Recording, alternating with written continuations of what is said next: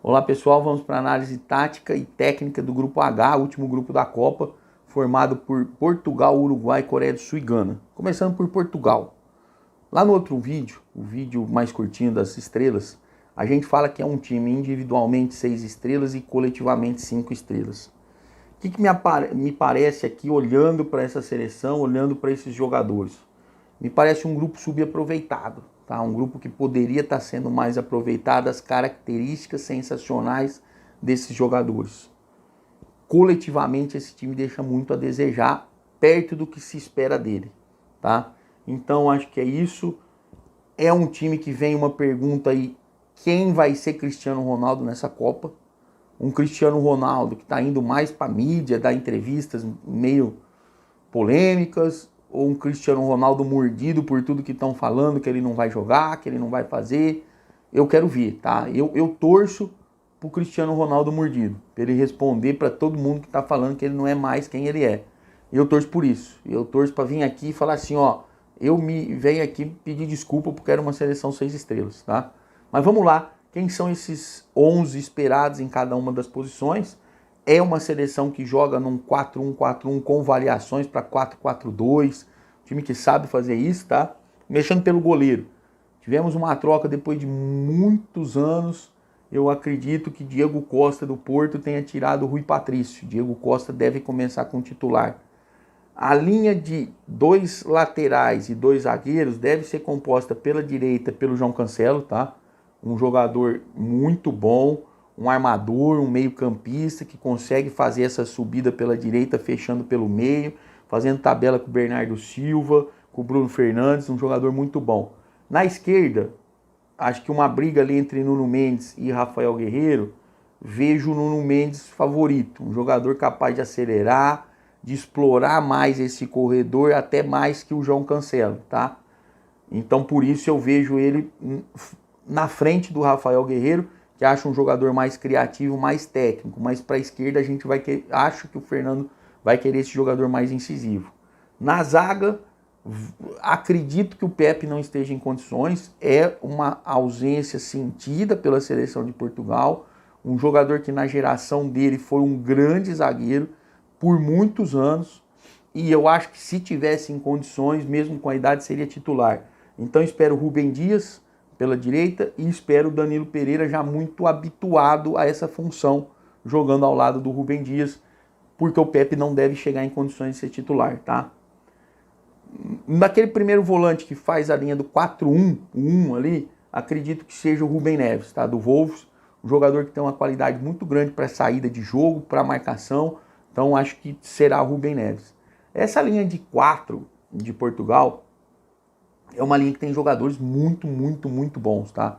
Diogo Jota foi cortado, não vai para a Copa, é uma ausência sentida, mas eu acho que esse corte do Diego Jota, assim, tava na hora de dar uma chance pro Rafael Leão, tá? Vem jogando bem já no Milan há pelo menos 2 temporadas e chegou a hora dele. Então, essa linha de 4 deve ter Bernardo Silva caindo mais aberto pela direita, Bruno Fernandes liberado, assim, entre aspas, para fazer essa infiltração, para aparecer incisivo na direita, para aparecer jogando do lado do Cristiano Ronaldo, esse jogador extraordinário que é com liberdade para fazer essas funções.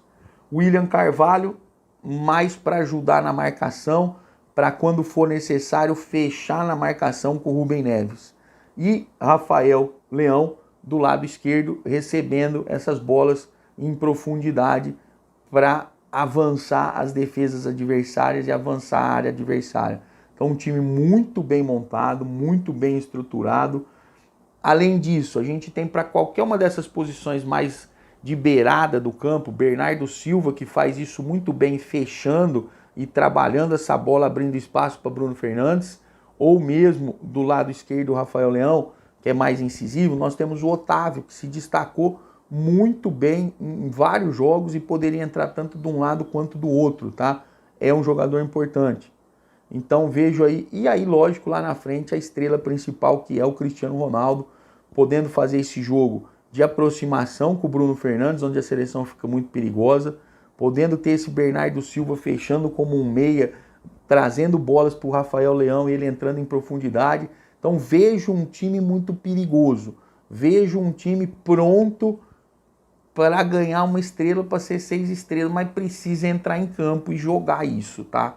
Então assim, time que tem alguns problemas, é verdade, me parece que é um time que quando tem a bola, tem uma posse de bola lenta, uma coisa devagar, eu não estou falando em contra-ataques, tá? Eu estou falando com a bola. A troca de passes esperada entre um Bernardo Silva, Bruno Fernandes, Cancelo, Cristiano Ronaldo, Rafael Leão, você espera uma criação mais rápida, mas não tem, tá? Acredito que é um time que tem uma posse de bola lenta e vai trabalhar com um bloco mais intermediário. Não é aquele time que perde a bola e vai para cima para morder, para querer a bola de novo. Não. Fica com a bola quando tem, dessa maneira lenta, e quando perde não vai bater um bloco alto lá não. Deve ficar com um bloco intermediário, não deve ser tão ofensivo nessa recuperação de bola. É assim que eu vejo Portugal pronto para ganhar esse grupo, pronto para se classificar em primeiro e pronto para ter um enrosco nas oitavas de final, tá? Então assim, esse é Portugal, primeiro colocado no grupo, vai para as oitavas e quando a gente for falar do chaveamento, vem um enrosco, mas vem um enrosco daqueles grandes, na minha expectativa, tá? A partir de amanhã, que eu tô gravando esse vídeo no sábado, a gente começa, graças a Deus, a transformar essa expectativa em realidade, tá? Porque assim, quantas entradas eu fiz até agora na Copa do Mundo? Nenhuma. Vou te falar que eu senti vontade de fazer alguma, senti vontade de fazer várias, tá? E foi aí que eu aprendi nesses 4 anos e meio, que é faltou a palavra agora, gente, mas eu não vou cortar esse vídeo não, mas faltou a palavra, eu vou lembrar dessa palavra em algum momento, vou até beber água. Vou usar a palavra no futebol, ser educado taticamente para não fazer essa entrada, tá? Dá vontade, mas eu não vou fazer nada. Tem várias entradas que eu tenho vontade. Tenho vontade de pôr entrada na Bélgica 21 para ser campeão. Eu tenho vontade, daqui um pouco eu vou fazer esse vídeo para colocar Beck Equador amanhã. Um monte de coisa, tá? Que eu não fiz nada, mas por isso, tá? Essa educação tática aos meus métodos. Eu não tenho esses métodos, então eu não vou fazer isso. Quando eu lembrar a palavra, eu volto aqui para vocês para trazer a palavra.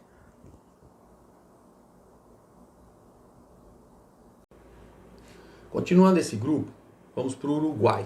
Tá? O Uruguai que lá na análise das estrelas, eu brinquei e acho que é bem isso, tá? Se o Suárez e o Cavani fossem 6 anos mais novos, eles teriam pego essa geração de volantes que saem jogando, não volantes uruguaios trombadores que a gente tinha na época deles. Não criticando, tá? Mas a gente não tinha um Valverde, a gente não tinha um Bentancur jogando na fase que Suárez e Cavani estavam jogando. Mas vamos lá, vamos falar sobre Uruguai. Disciplinado, disciplinado. Lembrei a palavra que eu queria, você vê que eu não esqueci, tá? Lembrei a palavra. Se eu não fosse disciplinado como trade, eu já teria feito alguns investimentos, algumas apostas que a gente tem que se segurar sim, tá? Então isso chama disciplina. Você vai conseguir virar trade depois que você tiver essa disciplina, depois que você tiver um método, depois que você tiver gestão, depois que você tiver um equilíbrio emocional, e você deve estar aí do outro lado falando assim, um monte de babaquice. Eu também falei, e não é um monte de babaquice, tá? Mas vamos voltar para o Uruguai. O Uruguai que eu senti, tá? Porque eu gostava demais de Oscar Tavares, mas acho que chegou o fim, né? Chegou o fim, ele que se despediu acho que em dezembro do ano passado, 2021, mas para mim era um técnico clássico, eu acho que é difícil falar do fim de Oscar Tavares, mas foi o fim, acho que foi uma mudança interessante, que a gente teve uma quantidade diferente de peças aparecendo com outro tipo de qualidade, e eu não acredito que ele tenha segurado isso não, eu acho que era um grande técnico, as peças só apareceram depois dele também, eu acho que essas peças poderiam ter aparecido enquanto ele era mais novo, tá? E é isso, acho que a seleção uruguaia viveu, eu chamaria até de crise de identidade, porque aqueles volantes trombadores foram sendo substituídos por quem? Por Matias Vettino, Torreira, Federico Valverde, Bentancur, volantes com outra característica, tá? E até para o futebol uruguaio foi difícil aceitar isso como cultura. Eu preciso de um volante que vai lá e chega junto, tá? Não um volante que saiba sair jogando. Então acho que isso foi uma crise de identidade no futebol uruguaio, tá? Seleção que vem mais forte do que muita gente espera. Seleção que eu acredito que passe com algum assim, vai ter que tomar um cuidado com a correria da Coreia do Sul? Vai ter que tomar um cuidado com a correria da Coreia do Sul. Mas passa, deve passar em segundo.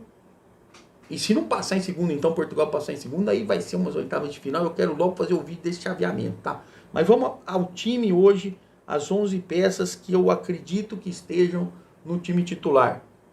Um time que me aparece bem montado ali também, inicialmente num 4-1-4-1, com alterações para 4-2-3-1, para 4-4-2. Então um time que consegue fazer isso de forma bem interessante, tá? E só para lembrar, quem entrou no lugar do Oscar Tabares foi o Diego Alonso, tá?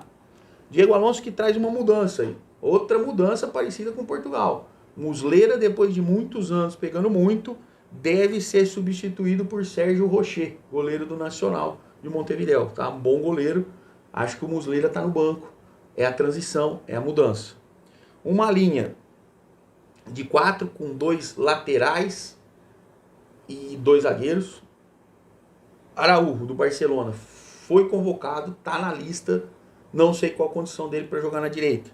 Se ele não entrar, vai ter que entrar com o Varela. Então acho que a condição dele deve ser boa. Varela está muito tempo sem jogar no Flamengo, não joga nem no time B, mas está na lista também. Eu vejo que é o Araújo em primeiro e o Varela em segundo, ali, só esses dois laterais. Não vejo uma solução para isso, tá? Entre os convocados, os 26 não tem um nome ali para ser chamado para jogar nessa lateral. Então acredito que um dos dois deva assumir. Na esquerda, vejo o Matias Oliveira muito mais preparado aí para assumir do que eu vinha, tá? Jogador que vem jogando bem, vem jogando boas partidas no Napoli. E na zaga, aí dá até uma tristeza, né? Porque a gente lembra daquela zaga uruguaia com o Godin ali, uma zaga intransponível, mas aí o Godin não é mais o mesmo. As gerações passam, as transições no futebol acontecem. Então, o que eu espero para a zaga hoje? Jiménez, do Atlético de Madrid, deve assumir um dos lados, e Coates, do Sporting Lisboa. Uma zaga boa, uma zaga muito forte, mas dá saudade do Godin, tá? Mas que já não tem mais, tá na lista por sinal, mas não tem condições de ser titular mais. Na frente dessa zaga, nesse homem do 4-1, eu vejo o Matias Vecino bem na frente, fazendo boas partidas. É um homem que consegue jogar ali, tem liberdade para trabalhar essa bola, para sair com criatividade. É um jogador pronto para essa posição. Opção para isso seria o Torreira, tá? Que tá jogando bem, é um bom jogador, mas vejo o Vecino nessa posição.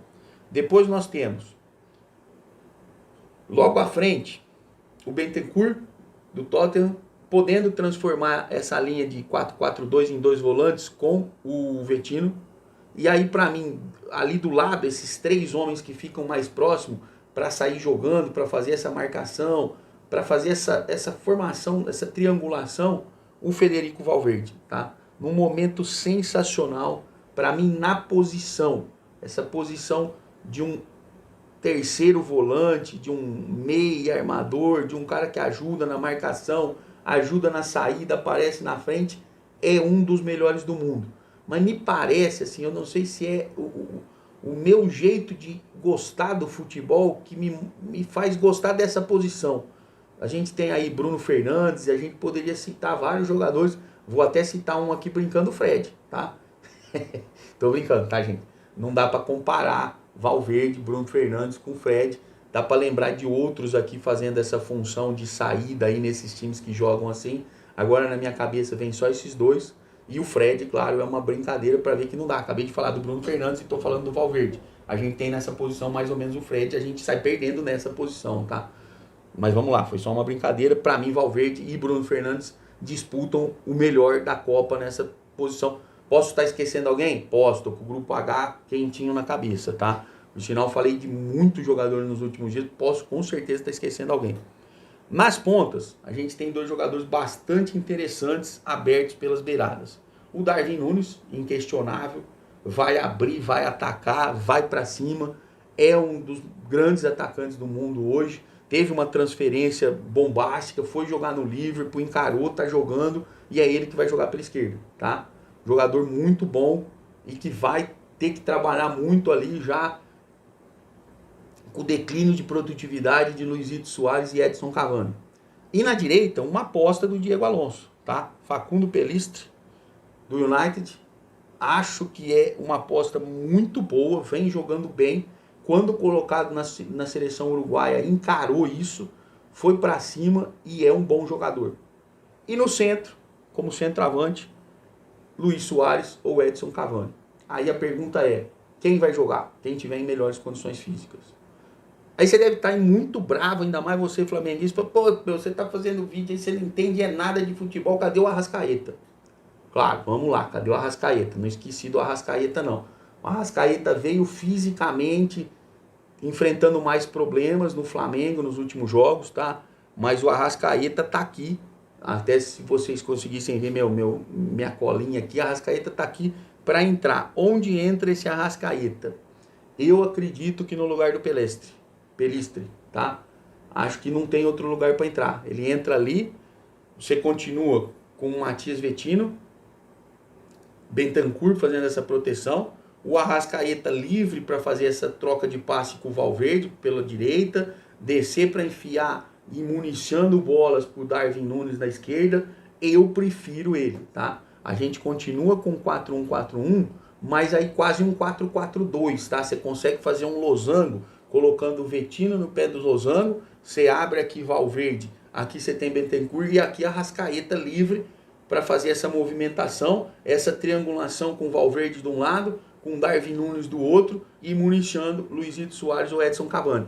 A seleção que deve estrear deve vir com o Pellistri, mas a seleção que deve continuar com a Arrascaeta, tá? A Arrascaeta é importante, o esquema tático muda para um 4-4-2, um losango de jogadores extremamente fortes e acho que o Uruguai fica mais forte, tá? Um ponteiro Darwin Núñez que está jogando bem e um jogador que está em declínio, seja ele Soares ou Cavani, mas que sabe fazer gol. Seleção que vem com 4 estrelas, mais uma 4 estrelas forte, hein? Então, olha, as 4 estrelas são fortes, as 3 estrelas não são bobas. Eu colocaria aí uns 12, 15 seleções para a gente ver jogos muito bons, tá? Essa é o desenho do Uruguai que a gente vai ver nessa Copa, que eu ainda acredito que fique por detalhes em segundo nesse grupo, e se ficar em segundo, tudo indica que teremos Brasil e Uruguai nas oitavas de final. Que belo jogo. Finalizando esse grupo, tá? Vamos para Coreia. Eu ia deixar a Coreia para o final para ver se o tempo esgotava, mas brincadeira, vamos lá. A Coreia, que tem 2 estrelas, vem antes de Gana. O time da Coreia gosta de jogar com posse de bola, gosta de jogar com os laterais espetados, sai jogando com bola no pé, saídas curtas, é um time que pressiona alto, é um time que gosta da posse de bola. Será que vai fazer tudo isso contra o Uruguai e Portugal? Eu acredito que não, e eu acho que o Paulo Bento também pensa que não, tá? Então, quem vai ser essa Coreia? Como é que vai enfrentar essas seleções superiores como Portugal e Uruguai? Ela não está acostumada com isso na Ásia, tá? Dentro do ambiente asiático, do futebol asiático, ela é dominante. É um dos dominantes, tá? Enfrenta equipes muito mais fracas. Como é que vai ser esse comportamento da Coreia? É isso que a gente quer ver e é isso que a gente vai trazer agora, os prováveis 11 titulares, tá? Vou pedir licença aqui pro óculos, que é lógico que eu não sei o time titular da Coreia com esses nomes aqui, apesar do óculos da minha esposa acha horrível. Vamos lá, estamos começando nessa nova carreira de óculos. Começando pelo gol, começando pelo esquema do Paulo Bento, tá? Deve ser um esquema que joga no 4-4-2, com algumas variações para 4-1-4-1, mas predominante no 4-4-2. Conta com o goleiro Kim Seong-ju, do Al-Shabaab, tá? Goleiro que se tornou titular pela capacidade de sair jogando, por isso que eu falei que a Coreia gosta desse tipo de jogo, mas não sei se vai poder usar contra seleções mais fortes. Uma linha de 4, onde tem 2 zagueiros e 2 laterais, tá? Os 2 laterais que aparecem aqui como titulares provavelmente é o Kim Moon-hwan, jogador do Jeonbuk, e o seu companheiro de clube, o Kim Jin-soo, também do Jeonbuk, tá? Jeonbuk é um dos duas equipes que disputam a maioria dos títulos aí com o Ulsan. Fizemos muito trade na Coreia, na época de pandemia, que só sobrava Bielorrússia e Coreia do Sul, tá? Então esses jogadores aqui são quase meus conhecidos, eu só não sei o nome deles, mas quando eu vejo jogando eu sei quem são eles. Na zaga, um dos grandes destaques, se a Coreia tem o Son como grande destaque que todo mundo conhece, eu acho que na zaga é um pilar, é uma referência e é o segundo conhecido, é o segundo grande jogador da Coreia, tá? Que é o Kim Min-jae, jogador que foi pro Napoli, vem crescendo muito no Napoli, me parece ser um grande zagueiro com potencial, muito forte na bola aérea, bom na saída, então um grande jogador, que deve ter como companheiro o Kim Yong-won, do Ulsan. Lembra que eu falei Jeonbuk e Ulsan, tá? Na linha de 4, à frente da zaga, você vai ter dois mais centralizados, tá? E entre esses dois mais centralizados, a gente conhece o Son e o Kim Min-jae, que são os jogadores mais conhecidos da Coreia. Aqui vem um dos dois que eu gosto muito e que é menos conhecido, jogador que agora está no futebol grego, tá? Que é o Hwang In-beon. Hwang In-beon, para mim, é o melhor jogador dos 4 meias aí que a gente tem. O jogador consegue marcar, consegue sair, consegue voltar para buscar essa bola. E vai ter a companhia do Jung Hoon-young, jogador do Al-Sadd lá do Catar. Nas duas beiradas, diferenças na beirada. Do lado direito, um meia, um jogador que fecha para o meio.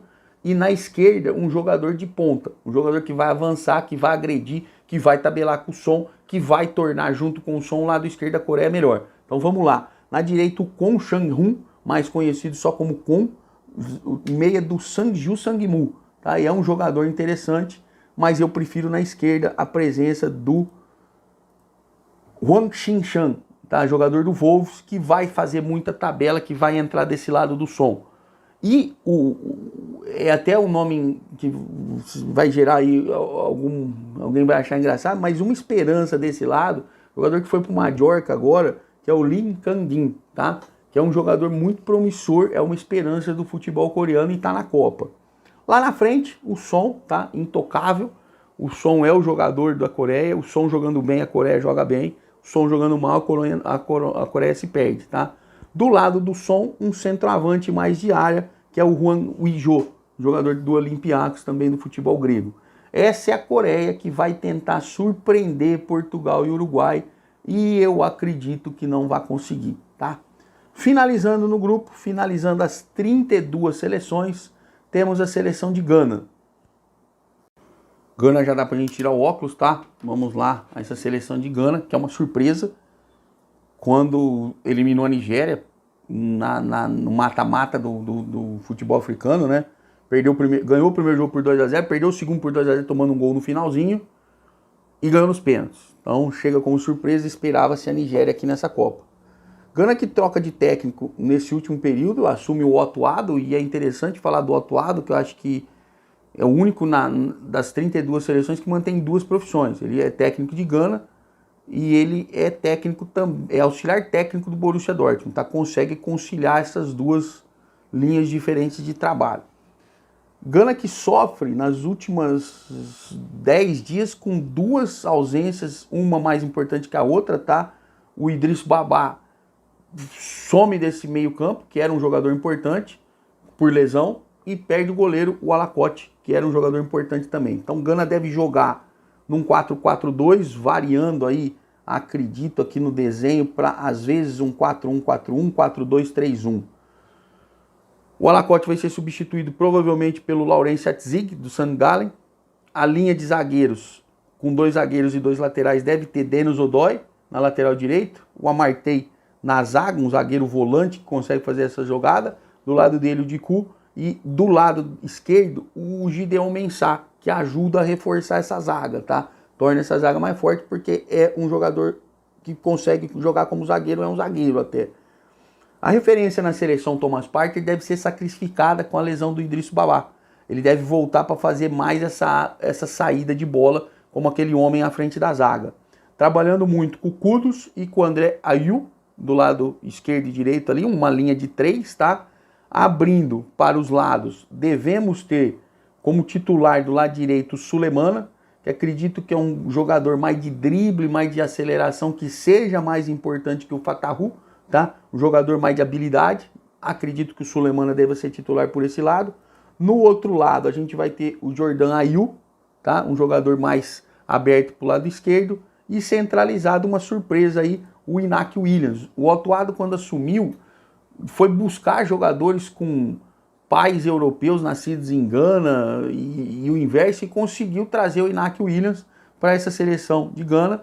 O Iñaki Williams, que tem pouquíssima rodagem de seleção, mas que é um reforço interessante, tá? Um jogador que joga em alto nível numa liga importante, e vamos ver essa Gana aí. Acho que entra como azarão, até quando for jogar contra a Coreia, mas aí tem um jogo mais físico, mais impositivo, que vai ser um jogo interessante, mas para mim é um time de 1 estrela, tá? Terminamos aqui as 32 seleções, pretendemos voltar em breve, antes da Copa começar, talvez amanhã cedo, já que eu estou gravando isso no sábado, com o chaveamento para ver quem são os favoritos a chegar na final e quem é o favorito a ser o grande campeão. Ficamos por aqui e até o próximo vídeo. Um grande abraço a todos.